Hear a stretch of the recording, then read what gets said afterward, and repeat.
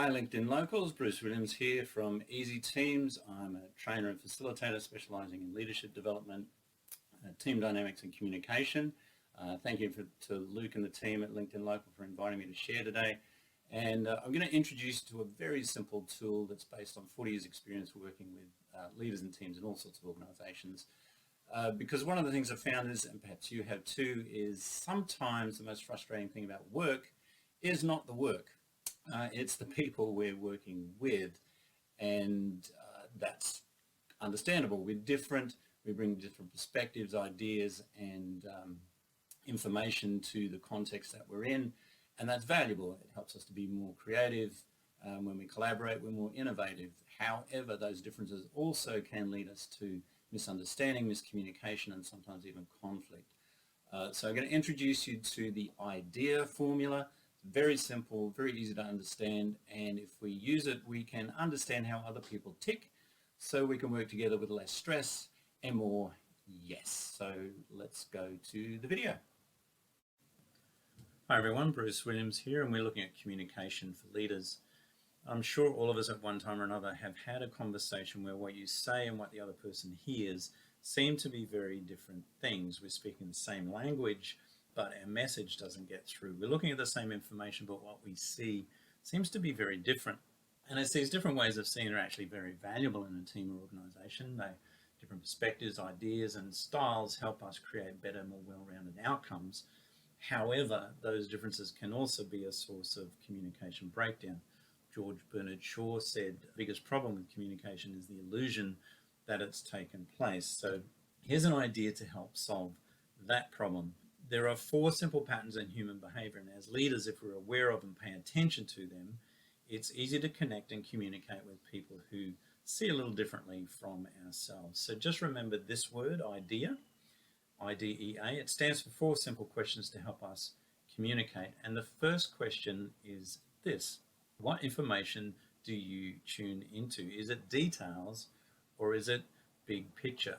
When detail people look at an image like this, they see trees, or snow, cloud, white, blue, green. Detail people see only what is. So we need to focus on facts if we talk to a detailed person. Share information in a logical sequence, step by step, point by point, and speak from practical experience and language that appeals to the 5 senses. So in emails, include as much detail as possible. Be specific about times, places, tasks, and expectations. Detailed people will always read the fine print and every attachment that you include, because they're focused on what is. That's where their focus is, the detail. They're looking at the trees, not the forest. But big picture people, on the other hand, they're just going to scan the headlines and draw their own conclusions. So when big picture people look at an image like this, they see the forest. They see patterns and connections. They think winter holidays, skiing in Aspen, or episode 1 of Game of Thrones, because big picture people are using their 6th sense. They're looking at the possibilities and what could be. So with big picture people, we need to remember the bigger theories and ideas behind what we're sharing and share an overview, a snapshot of the big idea. In emails, headline your key idea in the subject line. Start your message with a bullet point summary and use headings to flag your main points, because big picture people will draw their own conclusions. The second question for better communication is, how does this person make decisions? Is their focus on logic or is it on empathy? Now, logical people tend to be objective. They step back from what's going on to look at the raw data, the bottom line. They explain their decisions using reason and logic. They're analytical. They focus on outcomes, goals, and tasks, and they want you to get to the point quickly. So if you're speaking with someone who operates this way, forget about the stories, just get to the point, talk about the bottom line. They're all about competence, efficiency, and certainty, and that's how they make their decisions. On the other hand, people who think more in terms of empathy, they want to step into a situation and look at the potential impact on people involved. They're cooperative and compassionate. They look at context and people and relationships. They want you to make sure that everyone is included in any discussions, because they're all about harmony, inclusion, and connections. They're putting people first, not task first. So to make good decisions and when we're communicating our decisions, we need to consider both these elements, logic and empathy. And if you are one of those hard bottom line kind of people, if you operate out of logic, make sure you talk to a people person to help them add in that dimension. Or if you are a people person, make sure that you're talking to someone that understands the bottom line in the spreadsheet, and build both of those elements into decision making and the communication that comes out of those decisions. The third question for better communication is, where is this person's energy? And of course, I'm talking about, are they an extrovert or are they an introvert? Extrovert simply means to turn outwards. Introvert simply means to turn inwards. It means that an extrovert's energy is external. Their focus, their attention is outwards to the world of people and activity, whereas for an introvert, their energy is internal. They focus their attention towards the inner world of thoughts and ideas. So extroverts like to talk things through. They want to use phone or face-to-face. It's better than email or text for them, because they want that face-to-face or immediate engagement. They learn by doing, and they're quick to jump in and initiate actions.